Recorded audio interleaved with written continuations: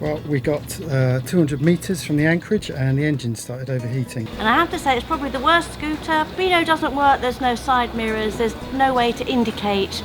Brakes are very, very soft. Quite a lot of you will know what durian is. It is the fruit that is famous for being extremely smelly. Turned it on again, lo and behold, 5 minutes later, same thing, went straight up.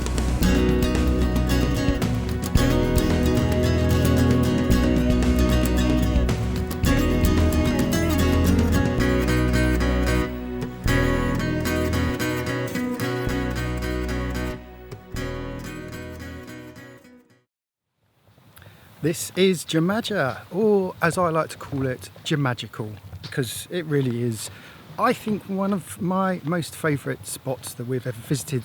Now, as you probably know, we've been here before.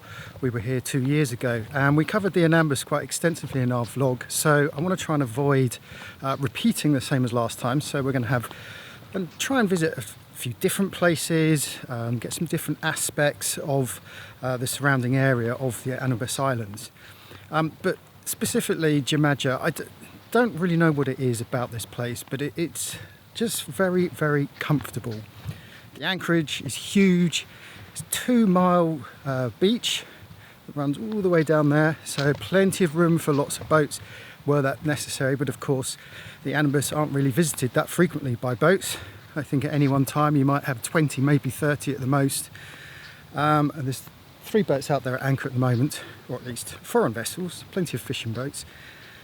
So the anchorage is very safe, and of course the people are wonderful. We came ashore last night and had dinner at one of the little cafes on the beach here. And my abiding memory of Jemaja last time was the scooter ride that Liz and I did. Now hopefully we're going to do that again tomorrow, but again we'll film some different aspects of this island. But just as I stand here walking around underneath these huge coconut palms, just surrounded by lush greenery, as I pan round you can see behind me, just beautiful. Of course, this huge beach there that runs all the way down there to the mountains in the far distance. Just wonderful, it really is. It's Jemagical.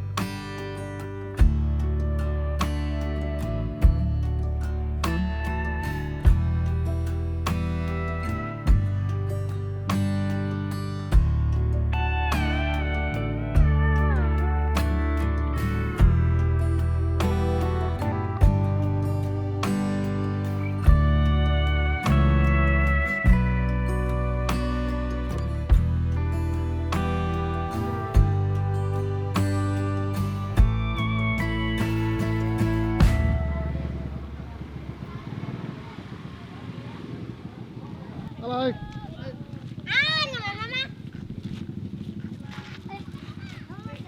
Hello. How are you?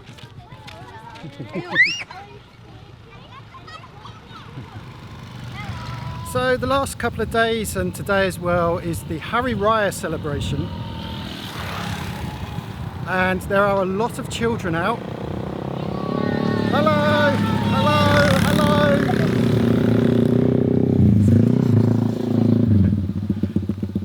As I was saying, it's Hari Raya, and there's a lot of children out on scooters today, and we've just met a local who warned us, if you do go out on a scooter, be careful because there's a lot of kids on them. This is quite normal actually, but it's especially busy today. I don't think school is on, they're all out celebrating Hari Raya.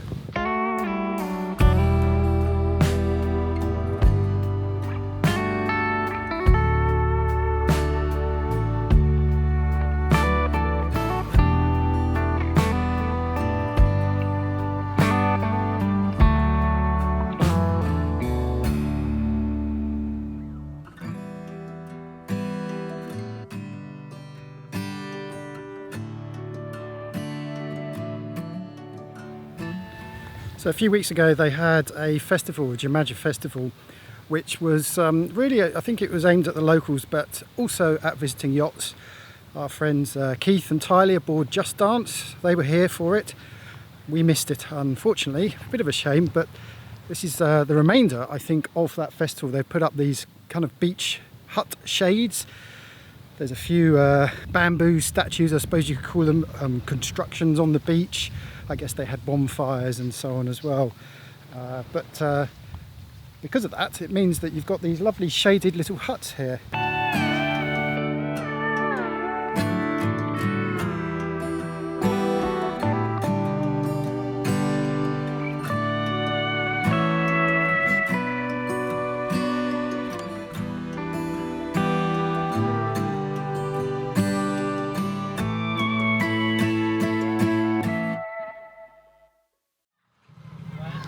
So last day of Hari Raya, and we've decided to come into town on the scooters. We're going to have a little scooter ride. Thought we'd show you a part of Jemaja that we didn't see when we last did this trip. So first things first, of course, we've got to fill up with petrol, because invariably the scooters we hire are empty. Hello! How are you? kids on their bikes. It's very busy. Very busy. I think, as I say, this is the last day of the holidays, so people are still just hanging out. You know, they're not going to work. A lot of the places are closed, but there's still a few shops open. Well, we'll go and check out Latung, which is the town first, and then we're going to go into the countryside, which is probably my favourite part of Jemaja, is the beautiful countryside. So we're trying to go to different places from where we were 2 years ago in the Anambas, but we had to come here because this is the place we found the best chumi or squid we have ever eaten. So we had to come back and have a look at this place. And we got here on our scooters that we've hired for the day. And I have to say it's probably the worst scooter, possibly the worst scooter I've ever ridden. Speedo doesn't work, there's no side mirrors, there's no way to indicate. Brakes are very, very soft, so treading carefully today.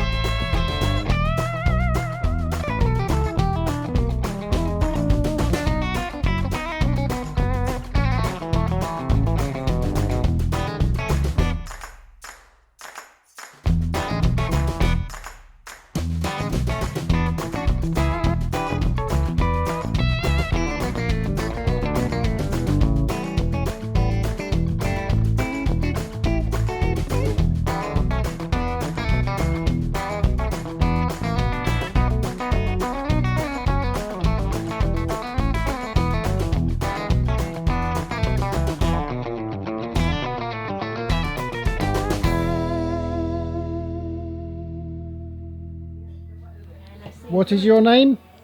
Fitri Ayu Wulandari. Blimey, I'll just call you Fitri. Fitri, you have a durian, yeah? Yeah. And look, she's just opening it for us. Look. Okay, open. Ooh. Wow. So, I'm sure many of you have heard of durian, and you may even have seen the signs on public transport saying do not carry with a durian because it is the world's smelliest fruit. But it's actually quite tasty. Thank you. Yes, you're welcome. So, you just eat a bit? Just like this? Yeah. Right hand. Oh, right hand, yes. Oh, well, I've got this. Do you want to go? Okay, I'm going to take a bit of durian. Fresh and straight from the fruit.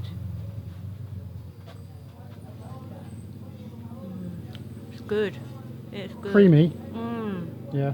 Oh, it's so creamy. So I just thought I'd step away from there just for a minute because it's quite noisy there. Looks like a sort of bike repair shop, stroke coffee shop, stroke durian shop.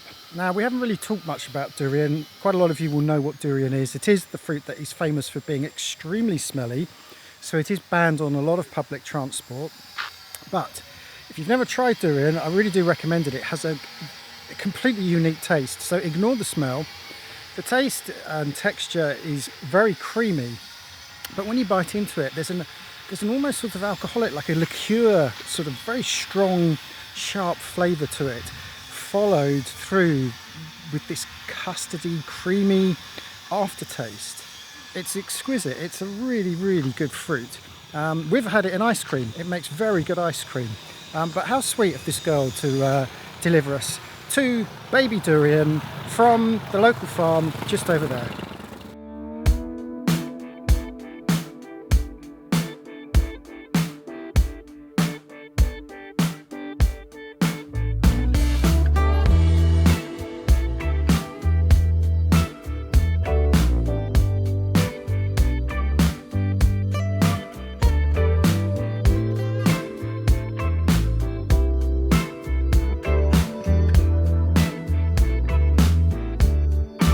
Dancing with the shadows on the bedroom wall, silhouettes of memories that I can't recall, trying to be ready for the call, trying not to fall, ready for the landfall,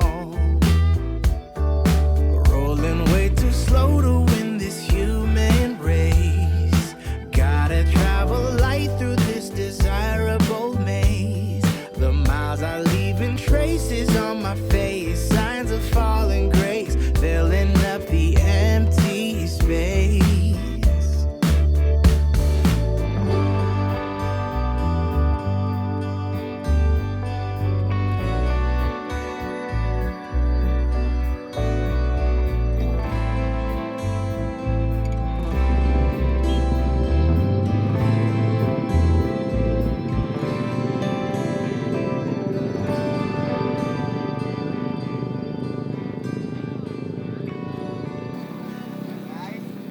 Evening time here in Jemaja, and it is busy as hell. Sun's setting somewhere over there. About 1,000 motorbikes going past up and down the beach, and here's our next door neighbours just turned up right there,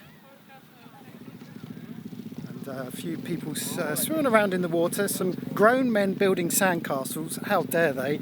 I mean, how childish is that? And lots of people taking selfies, you know, usual stuff, but it's just a very, very tranquil, peaceful scene here. No, it's not. I'm talking rubbish. With the amount of motorbikes going up and down, it's insane. Right, here we go. I think they're going to bury someone. Let's go and see what they're up to. Okay. Hello. Hello. What are you doing? I'm playing in ground. How old are you? Sorry. How old are you? 5? 5. 5. Yes, 5. Where are you from? From England. England. Yes. Oh, you from? Yeah. From the boat over there. Yeah. Okay. Where are you from? I'm from in Tanjung Pinang. In Jemaja. No, I'm born in Tanjung Pinang, Bintan. Oh, Bintang. Yes. Okay. Okay. So you're here for a holiday? Yeah. No. I'm working in Letung Airport. Oh, I'm crew in Letung Airport. Yes. Right. This Good. crew and airplane. Yes. Yes. The Yep. crew and airport Letung. I see. Okay. What do you think about to Anambas Island for you? Love it. Love it. We were here 2 years ago. 2 years ago. Yeah, 2 years we came here, Oh. and we love it so much we want to come back. Okay. And this Jemaja is perfect. Perfect. Yes. Good people or? Very good people. Yes. Now you've got to climb inside. Yeah. What's it? Okay. Okay. Okay. Here we go. Yeah. How is it? Comfortable? Is it good? Good.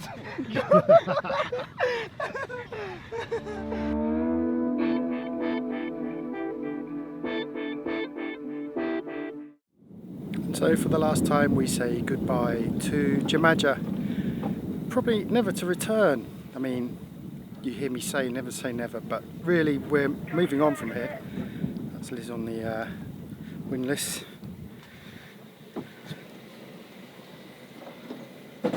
Okay. I think what's going to be interesting is to see how Jemaja and the surrounding areas, but Jemaja especially, how it develops, because it's got, in terms of development of tourism, it's got a lot of potential. I mean, just take this beach, for example, 2 miles long.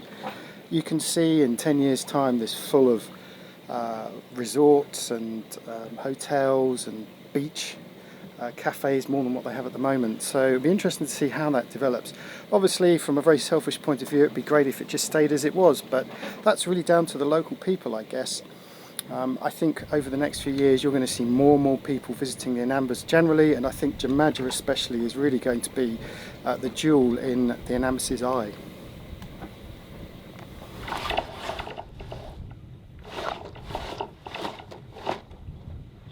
Well, we got 200 metres from the anchorage and the engine started overheating, so we've just had to dump the chain. Fortunately we're still only in 7 metres, so we're just dumping the chain out.